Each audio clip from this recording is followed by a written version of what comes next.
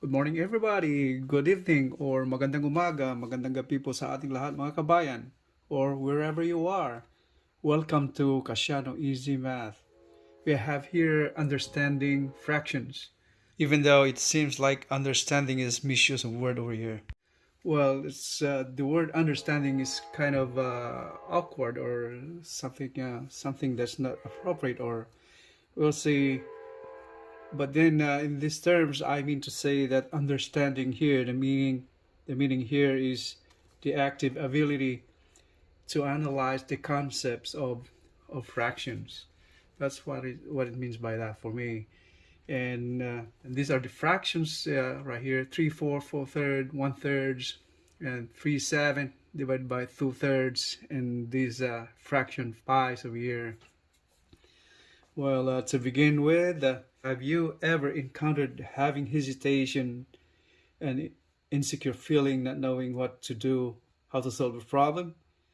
Be it in your daily life problem situations, or if you are a student in class, not knowing how to solve a given problem solving in order to pass a subject.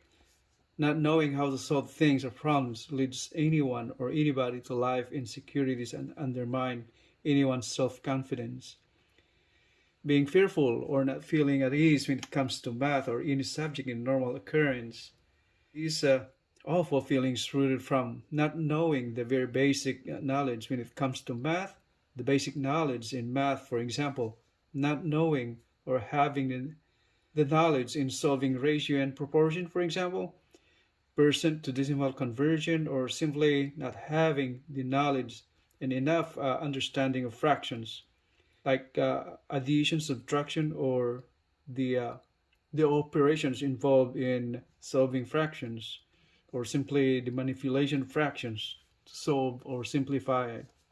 So in this lecture, you'll learn all about fractions. The aim of this lesson is for a learner to grasp knowledge and clear understanding what fraction really is and how to solve problems in fractions and gain the confidence in solving fractions.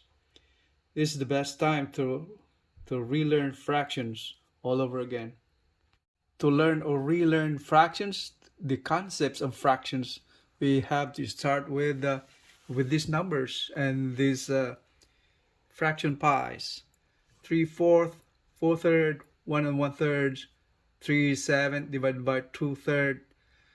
What does it mean by all these fractions over here? You start with, we have the 3/4 right here, is what we call a proper fraction. Proper fraction is where the numerator is lower than the denominator. 4 is the denominator, 3 is the numerator. And by the way, before we go on, what does it mean by fraction? First place. So fractions is a ratio of numbers, or a ratio of a part over a whole. Like this means right here, 3/4 is the ratio of the part over the whole. So this means this one right here, 4 is one whole. Like say for example, 4 parts. We have 4 parts of 1/4.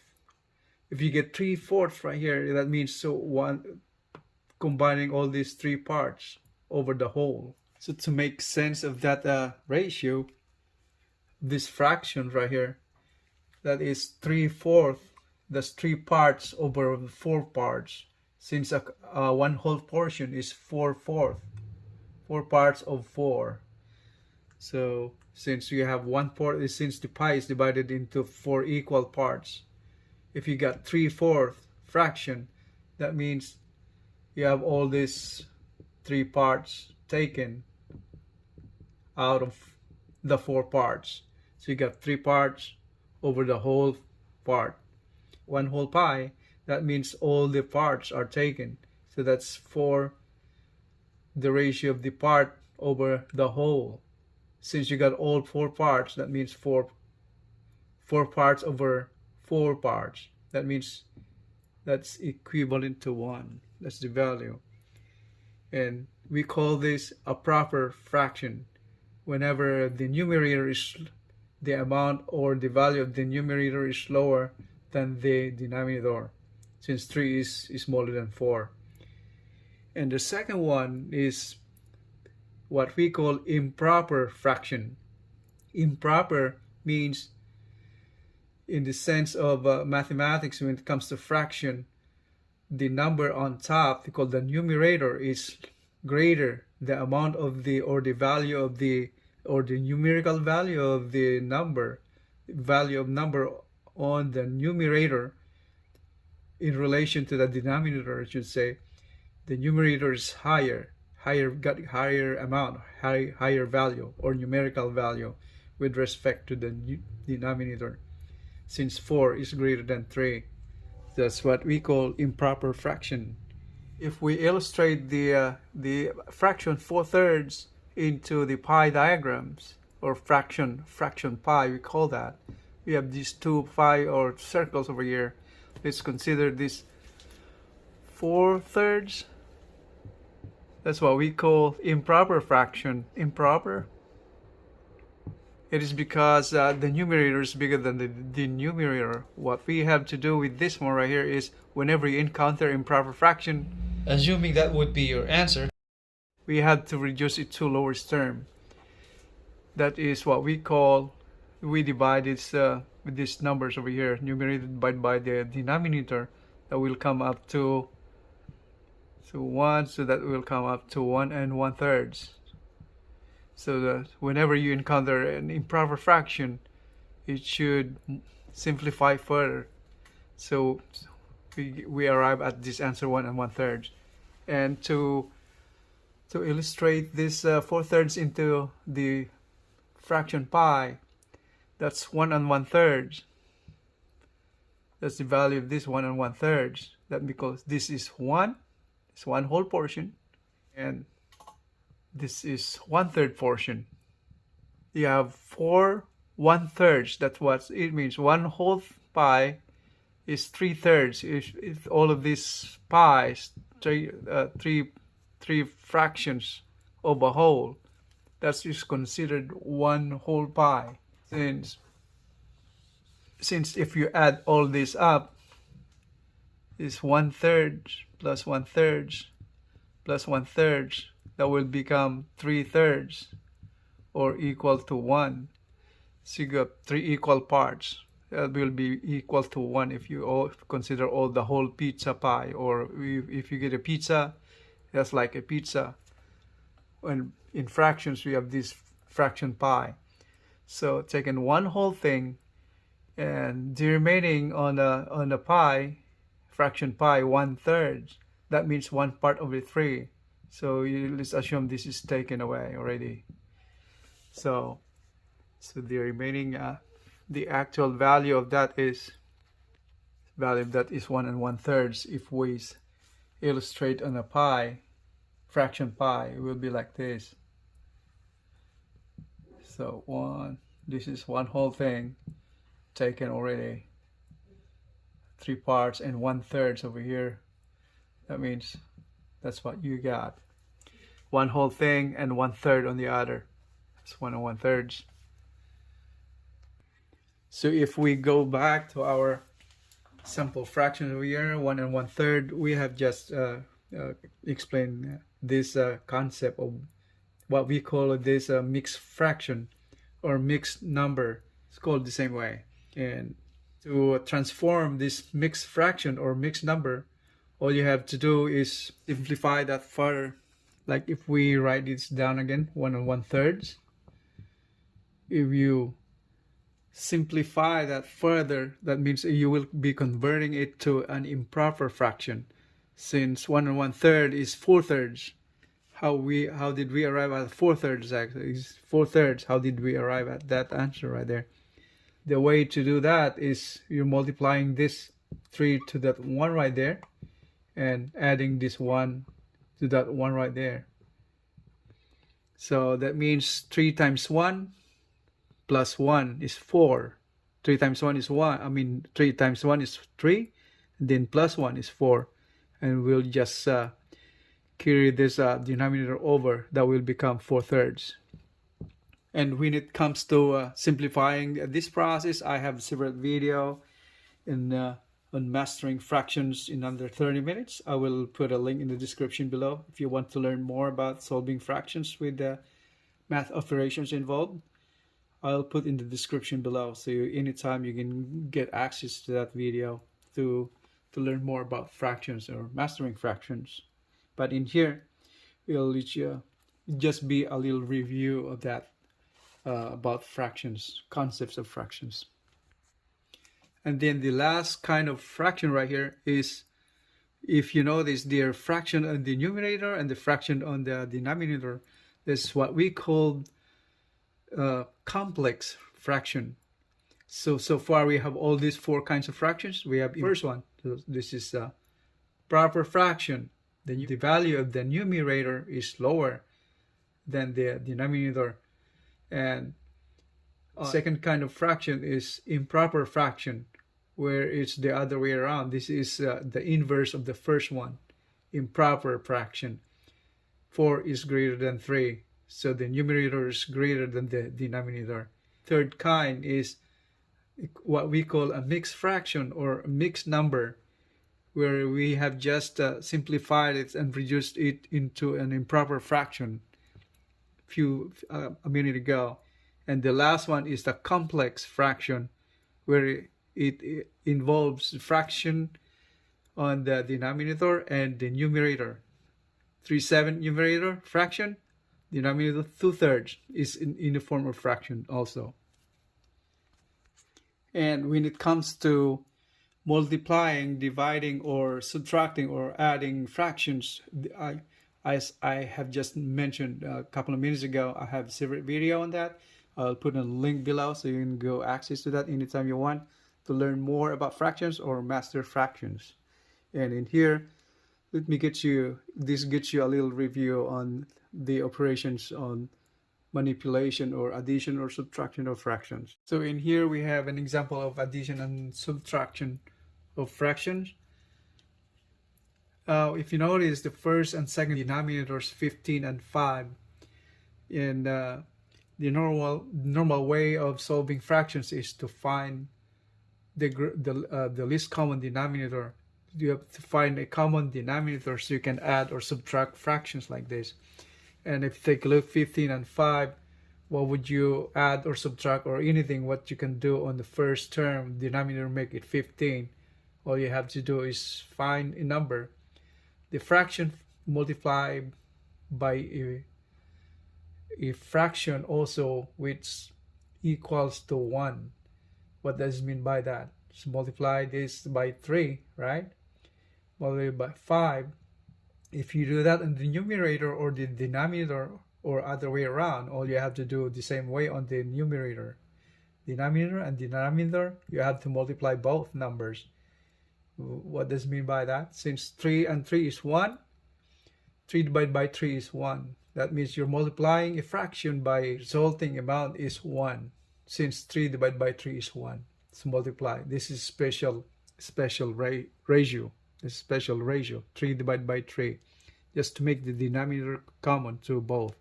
So you can proceed to adding the fraction or subtracting fraction. So in doing that, all you have to do is multiply this numerator and the denominator with 3. So 3 times 3 is 9. Divided by 3 times 5 is 15. And proceed to adding it. Plus 1, 15. So that is 9 plus 1. Since you have common denominator right there now, just copy the common denominator and you have to add that. 9 plus 1 is 10. So 10 over 15. 10 over 15, that is, you can still reduce it to lowest term. How to reduce that? So once again, find a common value common factor for each numerator and the denominator to reduce that into lowest term. Since 5 is divisible to both, all you have to do is divide by 5 and divide by 5 the denominator the same way. So that becomes 10 divided by 5 is 2, and then 15 divided by 5 is 3. So the answer is 2/3. That's the answer. And there's another way to solve this problem. we call the butterfly. I call butterfly method, but some does call it like bow tie method, things like that description. So let's do this. So it's 3/5 plus 1/15. So what I do in here is cross multiplication, multiply that, this one, and that one. All you have to do is multiply all the terms corresponding to this x right there, x mark. So that what it means by, so that means that's 15 times 3 is, I'm just gonna write that 15 times 3 right here. Then plus 1 since the addition right there, doing addition. 5 times 1 is 5. And then 5 times 15. So, or 15 times 5, the same way. So 15 times 3, 5 times 3, 15. That's 45. And then 5 times 1 is 5. And 15 times 5, so 5 times 5 is 25. So that's 75. And what will be 45 plus 5, that's 50. And over 75. And once again, we had to, if it looks, we can still reduce it to lowest term, this fraction right here.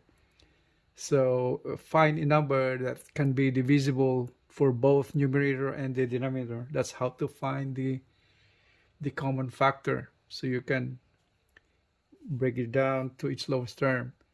So the number is divisible by 25, right? So you have to divide 25, same way numerator and the denominator. 50 divided by 25 is 2. 75 divided by 25 is 3. So we arrive at the same answer, 2/3, the same way as the first one. And once again, this is just a little review. We don't cover this the whole part, the whole technique, but there's a separate video for that, mastery of fractions. And when it comes to solving the first example over here, finding the LCD, as I mentioned earlier, make this 5 makes a 15, finding the LCD. I have a separate video on that one right there. I will put a link in the description below also, so anytime you guys want to access that video, you can have it. All right, just a reference to know more about finding the LCD.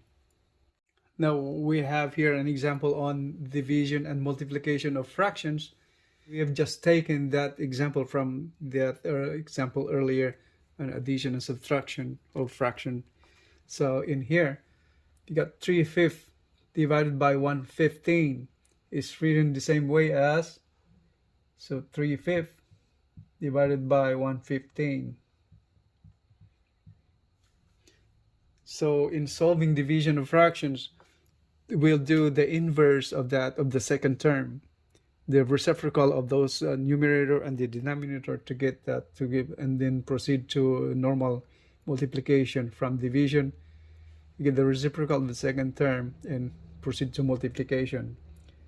So that means it's here, so 3/5 times the reciprocal of these numbers right here, these fractions, so that becomes 15/1. So all we have to do is multiply that same way, right? 15 times 3, that's 45. 5 times 3, 15, so that's 45. Divided 5 times 1 is 5. And once again, 45 is divisible by a number, and 45 divided by 5 is actually divisible. So what's the answer to that? There's 9, since 9 times 5 is 45. And the same way on here is just represented the same different way. 3/5 divided by 1/15 is the same way as that earlier. So that's 3/5. Take the inverse or reciprocal of the denominator, so that is, and then proceed to multiplication. So 15/1. So that's the same way as that. That's the same. And how about solving the one example that we had earlier in the beginning of this lecture? You got 3/7 divided by 2/3. Well, it's the same way again as on the first example. It's just written differently. So what we have to do now is take the inverse of the denominator and proceed to multiplication. From division two multiplications. So let's do proceed to that one. 3, 7. The reciprocal of 2/3 is 3/2. So, and proceed to multiplication. That's 3/2 now. And all we have to do is multiply the numerator the same way the denominator. So 3 times 3 is 9. 7 times 2 is 14. So since the numerator is lower, the numerical value of the numerator is smaller than the denominator, that should be the answer already. The other way around, if the numerator is higher than the denominator, you got no other choice but to reduce the answer to its lowest term. All right, that's the main thing right there. That's very important for you guys to remember. So whenever the numerator, like this one, 45/5, is higher, or the numerical value of the numerator is higher than the denominator, you got no other choice but you have to reduce the answer into its lowest term, like dividing that. So, but in this case, the value of the numerator is lower than the denominator. That means that's the final answer already. You don't need to reduce. You cannot reduce it anymore. Or you can still reduce, but then that will be in your answer will become in a decimal form. All right. So this ends our lecture, and I hope everybody enjoyed this video and or learned and clarified and gained a full knowledge and understanding about fractions. Don't forget to hit the like button or share or subscribe button to help me out in helping anyone who would like to learn or relearn math. If you are new to my channel or a math student, I encourage you guys to subscribe to my channel for you may benefit and learn more in the future, because I'll be uploading regularly on a weekly basis math problems, problem solving techniques, and lessons on algebra on YouTube as well. So thanks for watching, and hope you guys all have a great day. Maraming salamat po.